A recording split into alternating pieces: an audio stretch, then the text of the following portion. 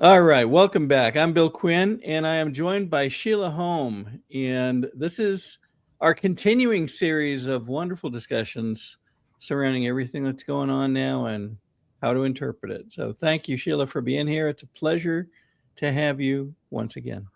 It's good to be with you. It's only been a week, but look at what's happened in a week. I know the way things are going. One day goes by and everything changes. So, it has been an amazing few days, and notably today, there's been a lot of talk about the spiritual side of things, the need for religion in the country, and the need to return to faith in the country. And I found that fascinating. I thought that was a beautiful set of discussions for us to perhaps begin with today. What do you think? I think it's awesome Uh, because that's where we are. It's been a year, January 9 last year, at the funeral of President Carter. That's when the president had Melania come in a pilgrim outfit. oh, Because that's right. after he gave me all the prices, they said, "Is there anything else?" I said, "We got to go back to the truth. We've got to rededicate our country to the Lord overall, and live according to that plan that the pilgrims brought with the four pillars of the faith monument." Mm-hmm. So then she wore the pilgrim outfit, and here we are a year later, and now he's got the full focus right there with faith. It is interesting. Let's bring this up. You shared this earlier, and I thought this was a fascinating. It goes beyond just calling it a meme. I guess it's a truism. I think. And it's interesting because what they've put in the background almost looks like an independent guy behind, almost looks like the hat and everything. But the thing that's really marvelous about this that we're finding out about the president is that you cannot you cannot mistake him for somebody who doesn't know who he is and who he belongs to. And because if we don't know who we are and we don't know whose we are, because Elijah said, you got to just pick. It's one kingdom or the other. And our father has absolutely been acknowledged by our president. The Savior has been acknowledged by the president. We've confirmed that Hebrew communication, Hebrew culture and language, Lord the Father, Son, and Holy Spirit are one, Echad, Echad. We've proven all of this. We've proven the 5D communication, which, again, that little video, 4 minute, 30 second, is on the interviews page on the website at the bottom in the podcast area. And all you have to do is click on it and it'll tell you how 5D works.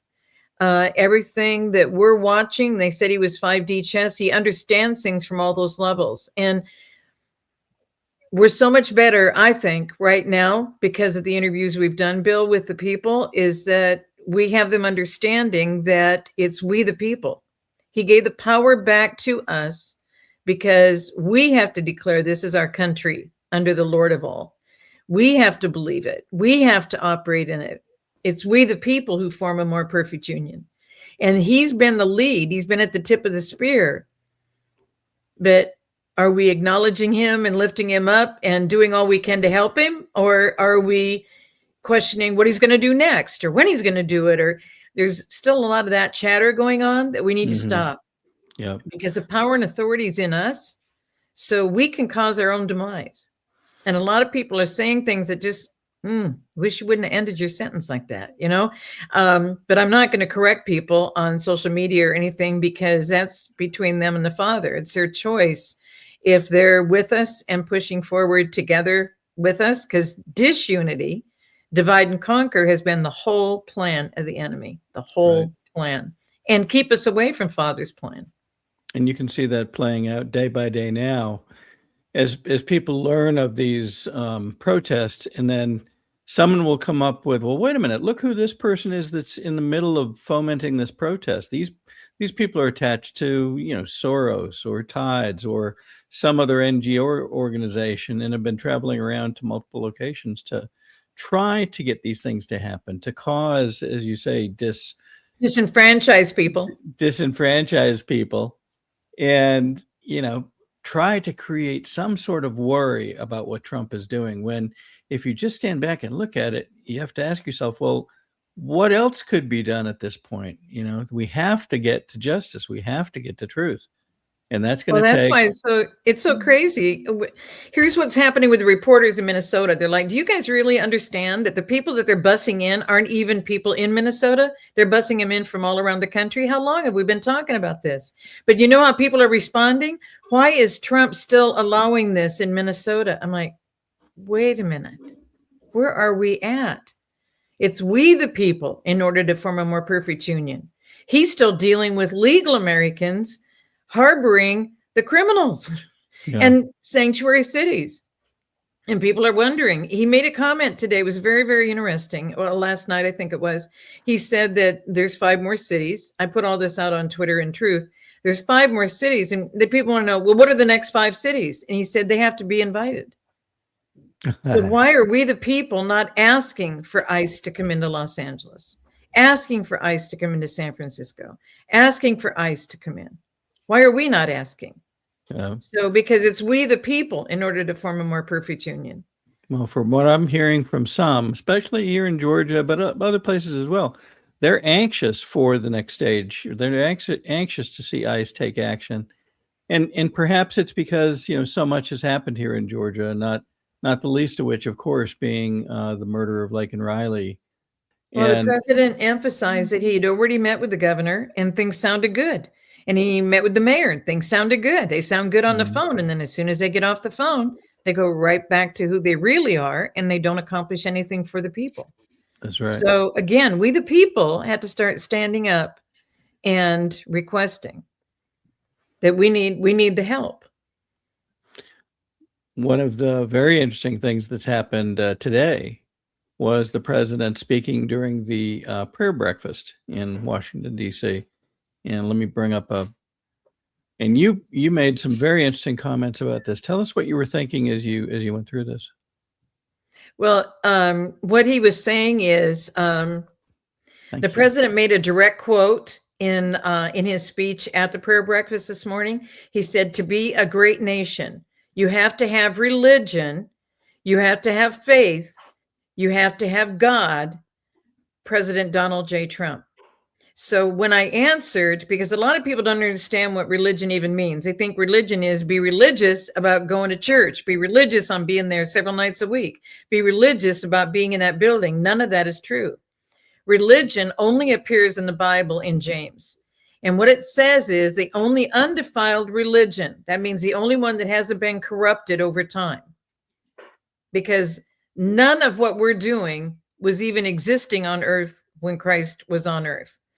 Christ came to clear it all up on earth and be with the people on earth. And while he was here, 300 years, 250 years later, Constantine put together worshiping on their venerable day of the sun god, when all shops shall be closed. That was his declaration. But in James, it says the only undefiled religion is to focus on seeing to the needs of the widows and orphans. The needs of the fatherless is in the original, and then it became the widows and the orphans. But due to divorce, the single mothers and their children are dealing with an orphan heart. There's missing something from the family. And that's what there's like 10, 12 right in a row out of the 45 points that are all about destroying the family. Make divorce easy is key. Reason is no father in the home to provide the protection and the guidance for the family, which is a direct line to the Father in heaven. Okay. And so by doing that, children end up with an orphan's heart. And people have argued with me for years. And I can honestly tell you that I have evidence from so many children who were raised by a single mother who were now in their 60s and 70s, and they didn't know what was horribly wrong. They just knew every day of their life something was very wrong. Their mother worked 3 or 4 jobs, all the bills were paid, everything seemed good, but they still knew something was horribly wrong. And when I described the orphan's heart, that's when they said, whoa, wait a minute, that's what's missing is I have an orphan's heart. And so then I had security give them a big hug and validate them as a father's validation. And we were mopping up the tears in order to get pictures, and every face was glistening with tears. It just, we couldn't mop up enough before they wanted the picture taken. It's so profound because this is why we are where we are. If I probably wouldn't need a quarter. I would say maybe a dime. If I had a dime for every grown-up who was taken advantage of by someone their mother married to have protection in the home. But nobody talks about it. Mm-hmm. Nobody's made a deal about it. Nobody's focused on it. But a lot of people who listen in on these interviews, they know what I went through with a young boy named Grayson, because I met him when he was 4. By the time he was 4 and 4 months, his mother crossed the state line, went into drugs again, sold him again. And we went through this whole thing of foster care, et cetera, et cetera, et cetera. When I found that out, the generations involved go all the way back. Some of the families that talk to me about this, their families are in the secret societies, and there's things that happen there with the children and raising in a different way. I'm not part of any of that. I don't know any of that by personal experience, but I hear it again and again and again. There's a wonderful woman, Gina Phillips. She's over in North Carolina. I've been on platform with her many times. She knows how to describe how these kids are programmed in daycare, programmed in kindergarten, programmed in the schools, programmed in the churches, programmed in Sunday school, because we don't have discernment as to who's teaching the classes to the children on the venerable day of the sun when they gathered to worship the sun god. It had nothing to do with us. And people now want the 10 Commandments back in the schools, and the parents aren't honoring the Sabbath and keeping it holy on the 7th day. The 7th day is Saturday. And so the church structure has been part of the grooming of the children, which is why the Pilgrims banned it for 500 years. That's why I said, if we're going to get our country back and we're going to stabilize and have a structure that's going to work for future generations, we have to reinstate what the Pilgrims brought. They made a 500-year ban plan. They banned the church in America, could not exist in America for 500 years. And in less than the 250 years, from 1620 to 1870, we'd already gone through a major insurrection into a civil war, lost over 700,000 men, many fathers out of that 700,000, fighting again for our country. And while that was going on in our nation, we ended up having a law that there shall be a Christmas, having a law that there shall be Ishtar Easter, having a law that all of these things where the children were being groomed in Europe before the Pilgrims came to America. And the same thing has happened in our country. And the same thing has happened in the destruction of the families. And killing the fathers and keeping the women and children for their own devices goes all the way back centuries. That's what happened in Scotland. That's what happened in Ireland. That's what happened. And the clans would become bigger and bigger and more famous because they have more children. Why? They killed the parents of the smaller clans, it's the dads. Yeah. What's been happening, what we're experiencing, is no different in this century. A little more civilized, a little less barbaric. In some ways, perhaps. In some ways. In some ways. We spent a fair amount of time speaking about the purposeful destruction of the family in one of our videos that we did, I think it was a couple of months ago. And you explained that, in various areas, if a woman or a woman on behalf of herself and her kids is trying to get assistance, often they will look for evidence of a man having residence in the house and try to avoid that, so that they make it more difficult if there's hopefully a good man involved in caring for a family that didn't have a father, didn't have a man involved before. It's so nefarious that they would go to those extents to try to prevent the repair of families. It's horrendous. So in teaching us about how to understand religion, Father knew the end from the beginning.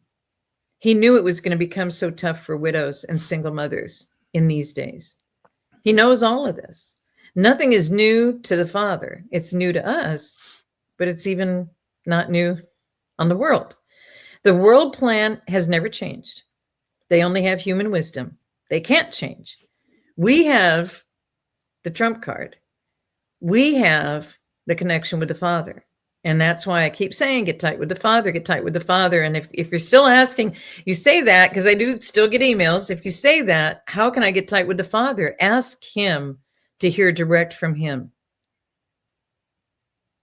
Because if you have confirmed that you are requesting to be with him and under his protection, and you have your salvation, and you don't have to do a sinner's prayer. None of this, all of this was made up in the religious structure, but it's not the religion of taking care of each other. And Christ said through all of it, it doesn't matter how skilled or how wonderful you might think you are. Can you love them? President Trump made it clear. One of the things I'm learning is you got to love your haters. Mm-hmm. You got to love your enemies. Why? They don't even know what's operating in them. We're dealing with flesh and blood, but powers and principalities are controlling. So when you don't know what the powers and principalities are, you pretty much need the relationship with the Father to deal in a conversation with the people who are dealing with powers and principalities. Because that's what's running the show. It's not the people that you're looking at. They don't have that ability. But if they've made an agreement that that's how they want to operate, then you need to know what it is that you're dealing with. Mm-hmm. Because they always say the battle is the Lord's. We're just the foot soldiers on the ground. Yeah. Reason being, Father knows exactly what's operating in them because he knows the agreements they've made. And that's what we have to get in touch with is who are we and who do we serve? Elijah made it very simple. There's only two choices, who you serve. And so that's where we were. And that's why when God took me all around the world, he showed me exactly what was happening. And in the nations where the people have nothing, and I mean nothing, they don't have enough to even pay rent, but then they have utilities and food and clothing and children and etc. They've learned how Father blesses. And that's what the original, if you go through the Bible and look at some of the families, they didn't need dental appointments every so many months, and they didn't need to go meet a doctor 2 times a year, and they didn't need to go, that isn't how they live. Father sent us wonderfully, perfectly made. People are just finding out now, vaccine injuries. I don't even remember how many emails just in the last week I've received on parents and grandparents writing to me. I had no idea that my child would end up being vaccine injured. Yep. And now what do we do? And so I'm sending out Dr. Madej, Dr. Mikovits, Judy Mikovits, and Dr. Sherry Tenpenny. They've been working on this for a long time. Christiane Northrup also, but more, she's on many other things. But those 3 have been talking very, very clearly and very specifically. And Dr. Judy has a whole protocol. And for adults too, if you took the vaccine in 2020, 2021, she has the protocols for that. So there are people out there to help you, but we learned in that lesson, because now they're trying to say another one's on its way. We learned in that lesson, when you have no way to come through something, the only way is the Father. And I've said that many times. So Father, I thank you for sharing your voice with me, because I want to hear you so tightly. I can hear you even when you whisper. Speak deeply into me, Lord, so that I know it's you. And people keep saying, well, I don't think Father sent Sheila here, sent Sheila there. I can tell you one thing, Satan wouldn't be interested in giving me a free ticket for what God does when I get there. And I know that it was the Father, because what the Father did while I was there was amazing. And that's what you're going to find in the first trilogy of books. If this is of interest to you, Father gave me the blueprint, and people keep saying, I heard there's a blueprint. Well, the new book tells you how they did it to us. My first trilogy that was so urgent back in 2014 got released, 4 books within 2 months. It was urgent to talk about. Shall we share those? Sure. Great. The Faith Walk has about 7 months to 3 years where God provided all. He provided all the flights. He provided all the connections. He introduced me before I arrived. He knew exactly what was going to be happening, of course, because he's the Father. And so he taught me so much. And what you're going to find in It's a Faith Walk is about 7 months of connecting points to show you how he dovetails everything. I had no way to plan anything in those 3 years. I was not going to get another debit card or a credit card. I wasn't going to open any accounts. I wasn't going to get another phone for communication or a car for transportation. I was so tired of starting my life over every few months for so many years. And I just said, I'm done. I just can't do it anymore. And he said, well, through me, you can do all things. And I seriously said, well, what can you do with me now? And boom, he said, every day he told me what he wanted me to do. And I was only home for short times to do laundry and repack. And I learned after I went to Australia, when they said it was fall, that down under the fall, it's over 100 degrees and over, it had to be over 100% humidity. People said that's not possible. And I said, if you don't think it's possible, you haven't been to Australia. So anyway, I was down there in fall with lined suits to be doing what I was doing. And the finance officer at the first meeting handed a bunch of bills in an envelope and a designer's card of the local store. They had a local designer who made things with fabric that works in Australia because it breathes. It's beautiful fabric. And so they said, she's going to need this because if she doesn't wear something like this, she's not going to be alive much longer, because they could see how hard it was with, suits with linings and et cetera to be at the meetings. And so after that, I just let him pack. To this day, he's still telling me what to put in the car. And I have had a mistake. And because you guys all know that I drive everywhere, I have made a mistake a couple of times in the past year where he showed me something and I didn't put it in the car. And both times it was exactly what I needed during the mission. So it's that exact. And so that's to be filled with faith. You're so full of faith that you can question God. But we played the video last week on the interview of the military. Lord, I heard your call. Who can I send? You can send me. And so that's what a faith walk is. And that's why people said, well, there could have been a prettier picture, Sheila, the angels and da-da-da-da-da. And I said, when you're doing a faith walk, you're not up in the clouds with the angels and you're singing hallelujah. That's not what happens. Because when you're on a faith walk, Father's training you while you're dealing with the people where their lives are at. And so that faith walk changed everything in my life. Everything in my life, every viewpoint I had, because it made it so that I could understand how to communicate with people in America instead of understanding where they are and getting in alignment with them that, yeah, it's really bad times, et cetera, et cetera. It's like, no, we have to do this to come out of this. So he really took me through the storm to the other side and showed me, if you will be with me and stop worrying about getting another credit card or debit card, just travel with me.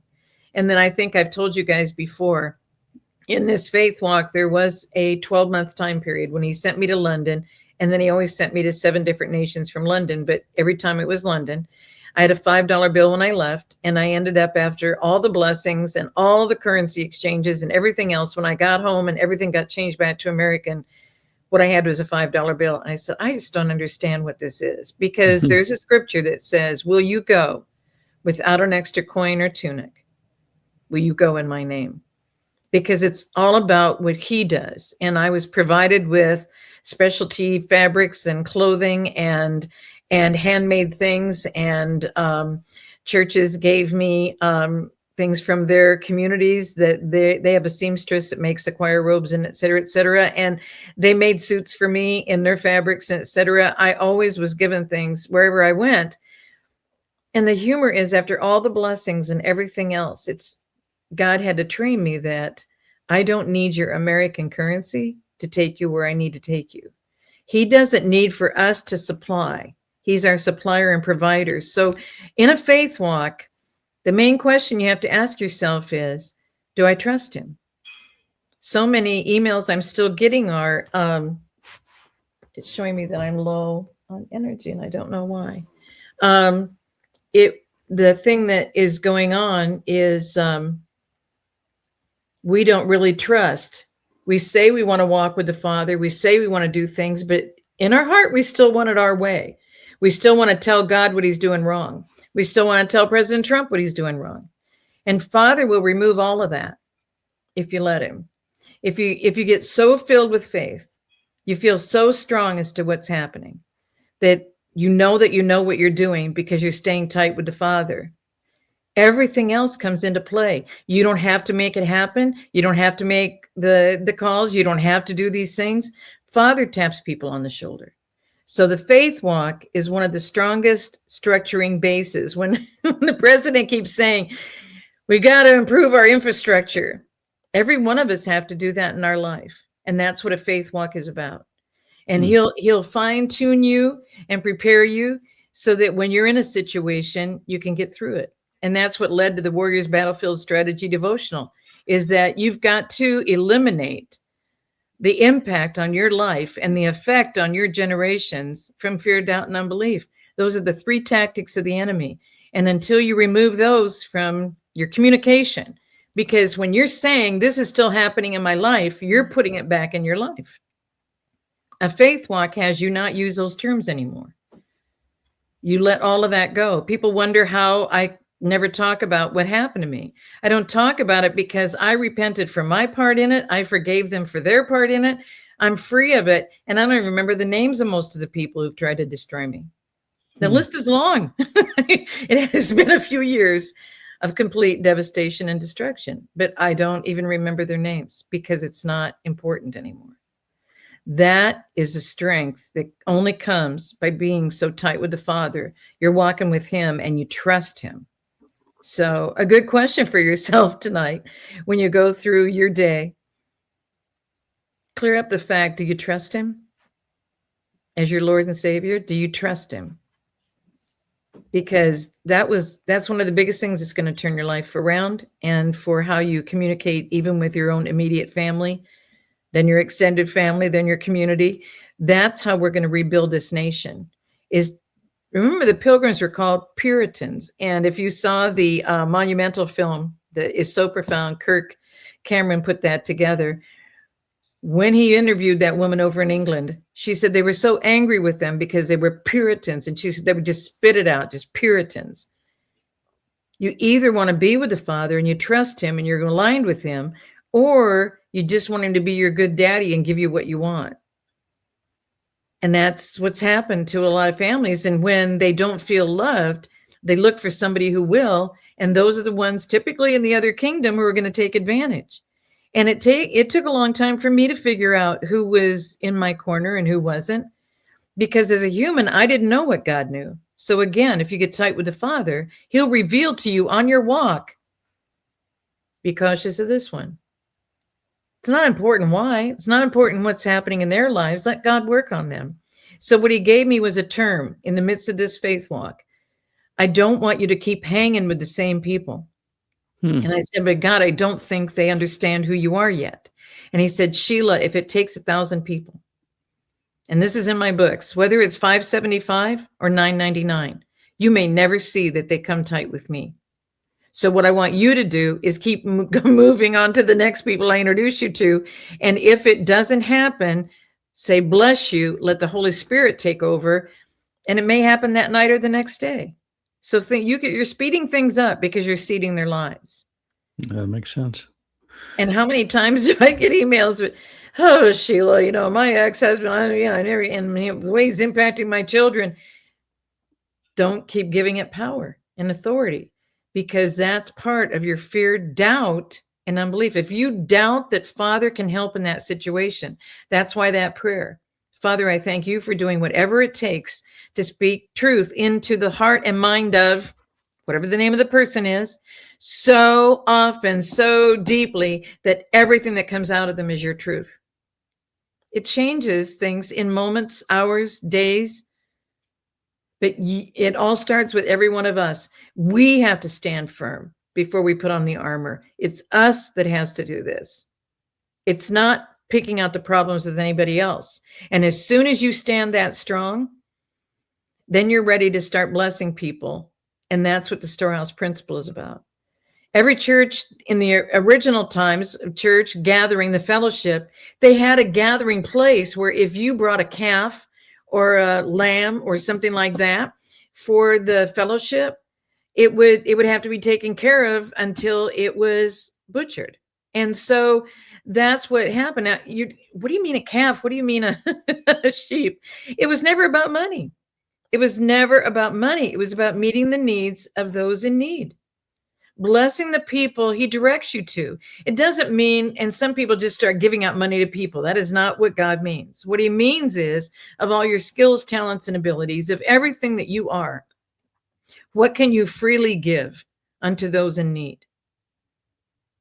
So start preparing your tithe of that. It's a tenth of, if you're an attorney or a dentist or a banker or a grocer or whatever, you figure out what you can do to bless those. And then Father will show you who to bless. He makes it easy when you do this. That's why he had me do the workbook, because he said, even those who call themselves my pastors don't even know how to tithe anything other than money.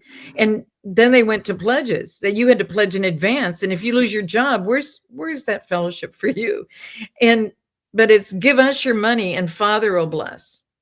And that's not what it is at all. So when he had me preaching about this all over the world, and I'm not a pastor, I'm not a preacher. Sometimes I prophesy, but I'm not a prophet. And I don't do it unless he tells me, and I only give it to who he tells me to give it to. When you hear people constantly giving words from the Father for the whole corporate structure, the whole world, whether you're a believer or not, that's not how Father works. Father is very specific. He's very specific in who he introduces me to. He's very specific in what he gives me to do. He's very specific in the mission. He's very specific in how I communicate with people. And I thank him that I don't get off the track, because I can easily see a need and Sheila wants to go fill it and bless people so they think good things of Sheila. That's not what the Storehouse principle is. It's Father's plan with my feet and my hands on the ground working for him, because he knew evil was already here.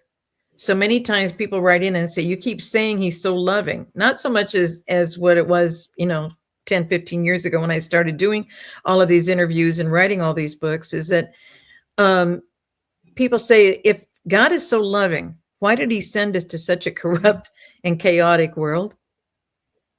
Guys, the chaos was already in the world. Satan was already in the garden before Adam and Eve. We're dealing with what was already here. And we're still dealing with it, because many times we're operating like Adam and Eve. Because Eve was tempted, and then she tempted Adam. And then Adam blamed the woman to God. And people say, you say that Adam lied. Well, he did. Adam made his own choice, and he blamed the woman. That's lying to God. The woman didn't make him do it. She didn't shove it in him. And I don't think it was an apple. I think it was a fig. But anyway, that's for another day. But when we look at how we bless people and how we get this blessing cycle going, because this is what's going to happen. And that's why the president is saying, people of faith, gather together. And I remember sharing a short video that LT of And We Know put out. It was, I think, September 21 of 2019 or 20. And it was a pastor that had come to San Diego many times from Trinidad and Tobago. The reason why I remember that, Bishop McKinney was invited to Trinidad Tobago. He was the president of all the charismatic and Pentecostal churches in North America, and they wouldn't do another election because they still wanted him to be the president. Talk about a profound prophet who never took credit for any of it, just flowed with the Father so beautifully. And he called me and he said, if you're in town, we should go together. And so I thought, well, that would be really great. And I said, I always wanted to go to Jamaica. And he goes, Sheila, it's not Jamaica, it's Trinidad and Tobago. And I go, I thought it was the capital of Jamaica. So I was way off. And here's this pastor on a video that LT shared. And what he said was, finally, the church structure is got cracks in it and it's starting to fall. But we have to be ready, because when that structure falls, because it has not been good for anybody, because it has nothing to do with Christ, and we're calling it Christianity and we're participating in it when it's Gentile pagan worship that Constantine merged everybody in with, to have everyone tight under who? the Roman emperors, and we're still doing it. He died 12 years later, and we're still doing it. So there you go. But that's what we do. We don't question these things. But the pilgrims knew. So if we're going to be ready for the fellowship of true believers, we're going to have to start blessing, because here's what happens. When you start blessing the people according to the Father, and you're crediting the Father and how he's blessing you, it's what brought me out of everything. If you want to know how I came through all these horrible things, even the targeting at Lynn Woods, all the other speakers went to the hospital. I didn't go to the hospital. I had a medical legal corporation. I haven't had an exam since 89. I started my corporation. I put it all together in 87. We were up and rolling. Before I opened the doors in 88, I was already doing the exams at other doctors' offices, getting everything ready and building up the accounts receivable for the business. And so I watched everything that was happening, and I don't want to participate in it. I didn't know who was behind it. Now I know who's behind it, and behind the vaccines, and behind the American Cancer Society, and behind the Red Cross. I found out all of it now, but I didn't know then. All I knew was I don't want to be in a hospital, and I don't want to be there overnight. And what you found and what we went through in the total genocide planned in 2020 is that you don't want to be there. They now have you digitally signed. Please don't do that, because that takes away all of your rights for whoever you're signing into the hospital, especially if you're signing yourself in, or you think you're having a medical power of attorney that's going to, it all ends if you sign that digital document because you don't see what's in it. Ask for it in writing to review it. Because once you sign that, you belong to them, and they can do whatever they want to do. And things happened, and the other 5 speakers are not with us anymore. They were all gone within a month. But by being with the Father and speaking blessings over the people, and blessing the way he wants me to bless, when he wants me to bless, how he wants me to bless, and thanking him that he provides for the blessing, everything in my life is at a completely different level that I would never be able to be at after what the 3-letter F agency did to my life for decades. And they're still doing it. And I'm still surviving. And I'm still doing okay. And I can still bless people. And when I bless them, when I speak truth to them, which is also a blessing to them, who is this God you serve that I've never heard of a God who blesses his people? We haven't been expressing how he blesses us. And that's what we're missing, is the Storehouse principle. And how did they calculate to bring a calf or a sheep? After the first 3 years, you bring a tithe of what? Your increase. Because then the fellowship is already structured. It wasn't about tens of thousands of dollars that are going to be needed in some other nation somewhere else in the world. None of that was. And that's why Father sent me to all these nations that I never knew. Some I didn't even know the name of. He wanted me to know that they weren't getting the money that was being sent to all these other nations. But Father was helping him. So it's in essence stealing from the blessings of the Father, stealing your miracles if you don't learn to get away from fear, doubt, and unbelief, so you can experience a miracle. The miracle is always on the other side of the storm. So when I came back to America, people go, "You got these testimonies and all these miracles," and well, it doesn't happen in America. We got more Christians in America, and it's like what people didn't understand is sometimes it gets so awful in the middle of the storm that people stop. If you stop, you won't get to the other side, and the miracle's on the other side.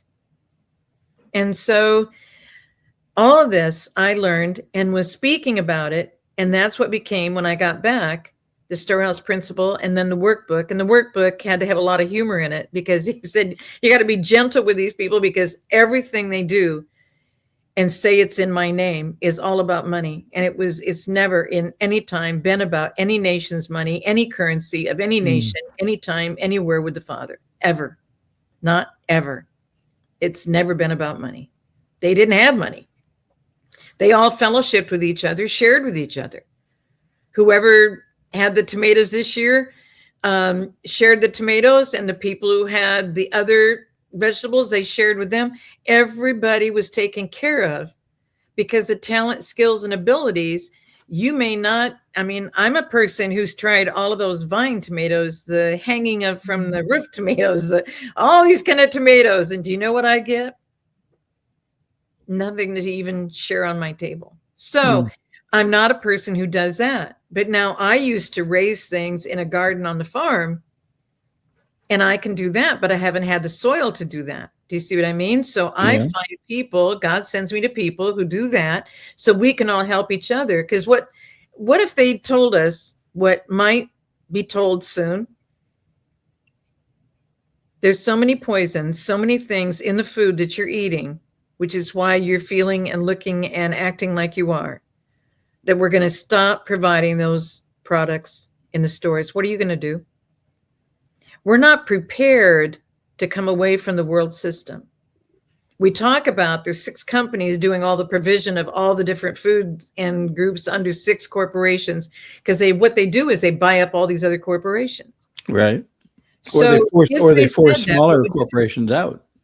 The what? They force smaller corporations out. There's a story that RFK tells about how one of the big pork companies forced others out of the industry by reducing the price, and it forced all the small farmers to leave the industry, and then it was all open for the corporation to just walk in and take over. And that is what happens. And I'm sitting on this one too much, but this is the key pivot point in our lives: walking in faith and blessing the people. If you start a blessing cycle, Father will just keep expanding it. Nothing can stop what's coming. It's that kind of a thing. If you just start it, just see what happens. And I know we need to move along, so I'm taking up a lot of time on this, but these are all very important points. After I did these 2 books and then do the workbook, Father said, I'm not done. And I said, what else do you want me to do? And he said, if my people were filled with faith and were functioning in the blessing cycle, operating in the storehouse principle, because we don't build storehouses anymore. We don't build places to put in that. But when you bring a tithe of your blessing, if you had 7 calves a year before, and now I'll say 10, and you have another 1, there's a 10%. And so you bring the calf in. If you had 10 lambs and now you have an extra one this year, you bring the extra one in. Do you see what I mean? So so then what happens is you come with a testimony and a blessing. And that's what's missing in the fellowship of believers, because the world has us all complaining with each other about daily stuff. And that is not, we're not going to get through. We're not going to retain America if we stay where we are. And that's why Bill graciously agreed to get into this today, because of what the president said at the prayer breakfast. So then I think we're going to have to do a part 2, Bill. Brace yourself. I think we're going to have to do it. But that's now okay. The 3rd book, he said, what I want you to do is write a book about what you told that woman in Macon. I'm like, he said, the cable. I did a cable TV interview, and the woman had the guts to ask me, so why has God placed your feet on the soil in Macon? And guys, I reacted, but it's not on the DVD. They gave me a copy of the DVD, and I went back and looked at it. I'm shocked, because I'm like, okay, God, great. You tell the people why you set my feet on Macon, Georgia. You tell them, are you angry with me? Will you tell them and you know what came out of my mouth? God's currency. Guys, I never thought about God's currency. I never thought about, see what I mean? It was another setup from the Father. That's how much fun he has with us. So after these 3 books were done in the 6 weeks, within less than 2 weeks, this one gets done. In 2 months, all 4 of these books get released, and it wasn't planned. None of it was planned. And so he said, you've got to tell them about when I sent you the 7 times.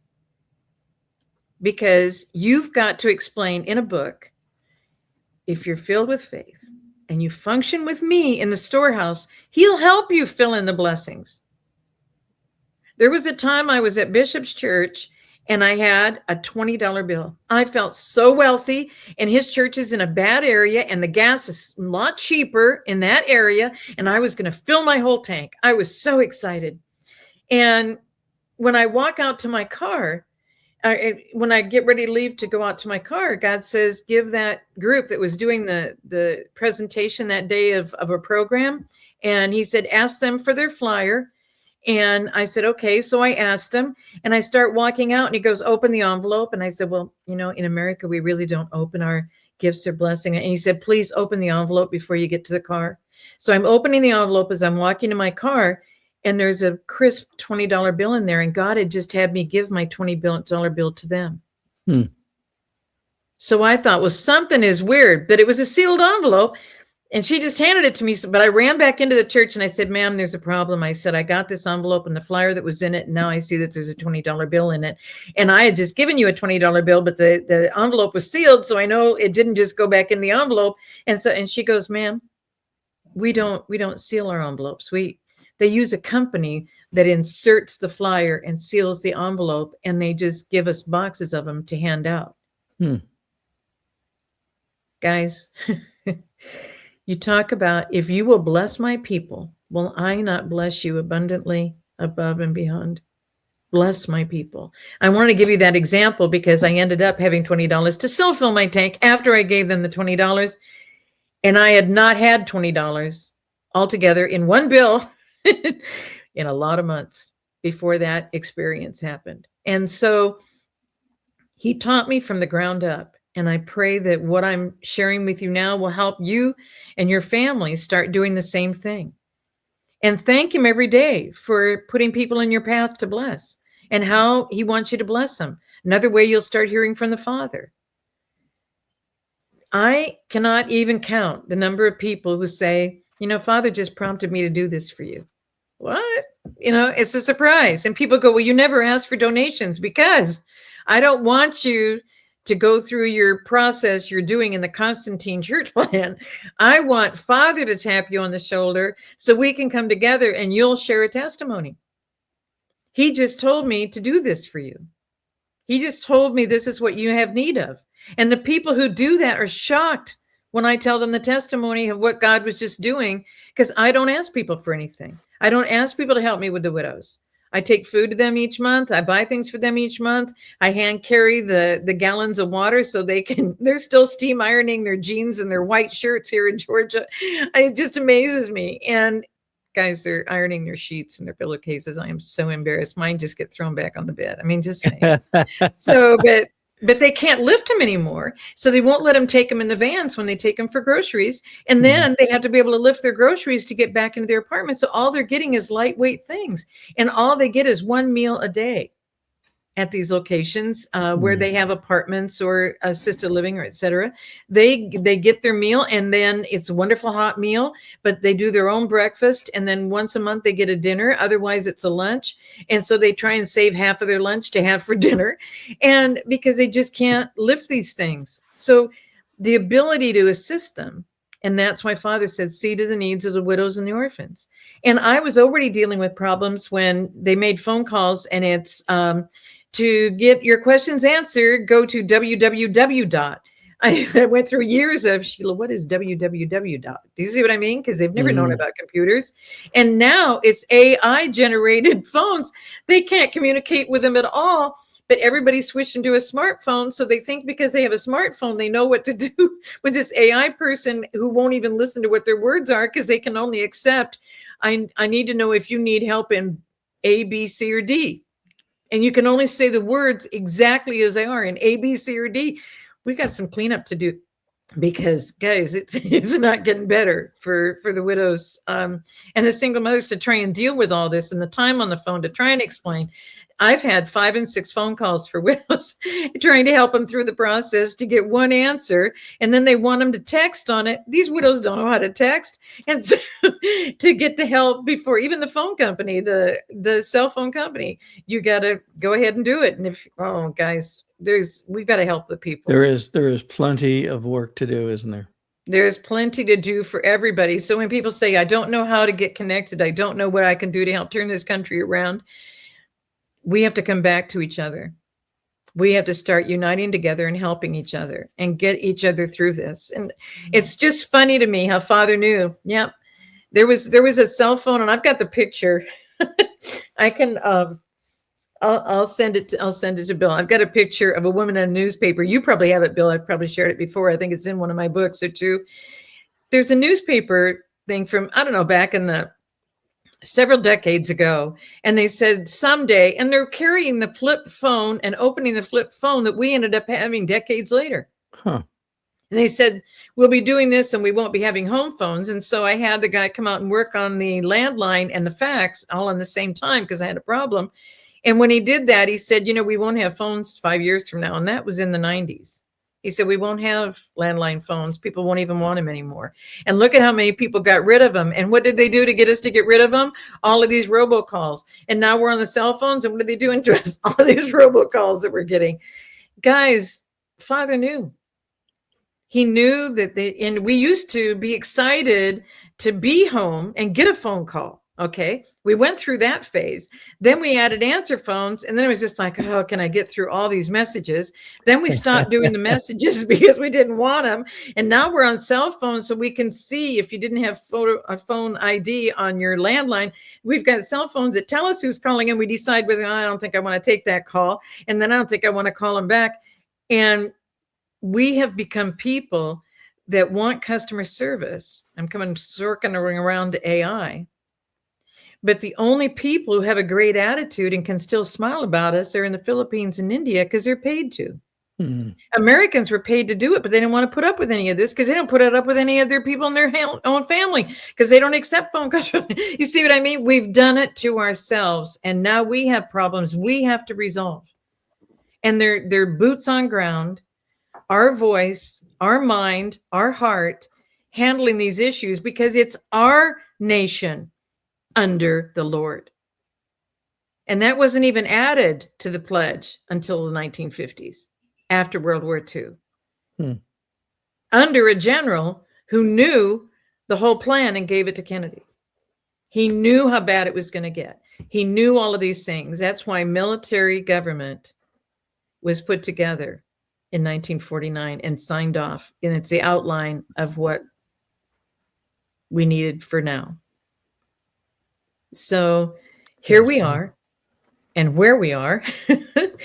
And that's why if you have the new book in the middle of the 45 points, just scroll through. This is the new hardcover.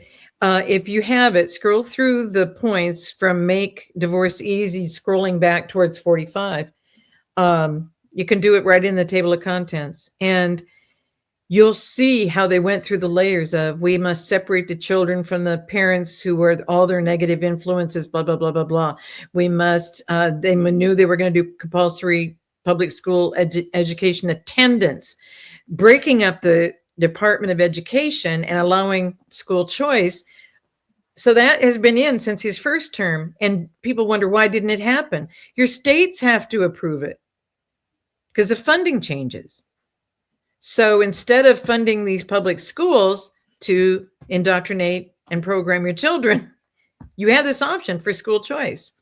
But this book became a hardback and people keep asking, and I don't know why it's not, it's going to be on the website soon, but it's in the December newsletter. So you can either write in for the December newsletter or the book in hardcover is only available on Amazon, so it could be international. And so it's on Amazon. But the regular book is on the website and the ebook. But the hardcover is on Amazon. And then if you scroll down on the home page, there's the website. If you scroll down on the home page, I don't know if we can, there's 2 options for donation, and there's a donation page with 2 options. If you go to Cornerstone and you donate $60, we'll know it's for the book. And you can even write in that it's for the book. And then what we will do is we'll order it off of Amazon for the $35. We'll make sure that it gets autographed and we will ship it to you. So that's what the process is. Those of you who've been paying PayPal $60, we've been writing to you. So please check your emails and see whether or not you're getting, because today someone wrote in and said, I don't know what's happened, but I did the $60 donation and I don't have my book yet. So we've already sent 3 emails, but they're not checking to see. And the emails are from hisbest.org. So look through all your junk and spam folders and see if you're getting emails from hisbest.org. Because we've been writing saying, did you want this to be a donation or did you mean to go to Cornerstone and do the $60 so we can do this process? That's the only way that we can tell it apart. And Cornerstone automatically gives us your valid shipping address. So If anything's different, let us know, but you can do it all on the communication through Cornerstone. They send us a copy of the whole thing. So we know that the $60 through Cornerstone will then put you on the list to receive an autographed copy of the hardback book, and we'll process it. So I'm just so excited for today. I just can't believe that the hour is up already. It flies by, doesn't it? It does. We're going to have to do a part 2 because we didn't even get to any of the other things except That's fine. The trilogy of books. Do you mind doing that? No, that's fine. What I'd like to weigh in on is, the what you're sharing is so fundamental, is so important for so many folks. I hope that they're listening, and I hope that they're really thinking about it and understanding where you're suggesting they go, because it's good, solid, actionable guidance. And if people will listen to it and will take it to heart, things can change. They can find understanding that perhaps today eludes them. And it would be wonderful to see that happen, especially as we see Trump and others beginning to really acknowledge that where we've got to go is to have real faith in God back in America. And that means in the people too. So thank you for everything you've shared today. You are a joy as always. And, well, thank you. Well, we've got enough that we didn't get to. And then to add to that, why don't I offer right now up front to quickly go through those points on how they destroyed the family, so we can understand why there's so many children in harm's way, why there's so many. It explains everything. So I'll put that together because we've got enough from what we didn't get to today and do that to do a part 2. That's great. And I don't want the people to have to wait till next week, because I thought, yeah, we're going to have enough for today. And now look at what happened. And so if it's okay with you, let's get that on the books as soon as possible. And guys, there's your part due. DEUX. I love the movie that was on. There was a 1 and then a part 2, and so that's what we're doing. And so I'm not trying to do this every week to you, Bill, but if we can do this, this would be great. That's fine. Thank you once again for being here, and thank you for everything that you're sharing and the guidance that you're providing to folks. It is more important than many people yet understand. So thank you for all that. And thank you for letting me it's not a rant, just to continue through it, because it's Father. His heart is for the people. And many are they've been deceived for so long. And guys, as a deceived person, God doesn't blame you. He's not making you responsible. But please come out from being deceived. Come out and ask for the truth direct from the Father, because he's the only one who knows the end from the beginning. And align together with as many believers as possible. That's why they don't want you doing his feasts and festivals, because every one of them is about gather together with the fellowship of believers. And it's not about meeting on a weekly basis. The fellowship on the Sabbath is private with the Father, in relationship and in rest with him. So there's just a lot to learn. So I look forward to the next segment about this, because we got to get the information out that we didn't get out today. So as quick as we can do this, I appreciate it. We will. Thanks for being here, and we will see you very soon. And bless you, Bill. Bless you.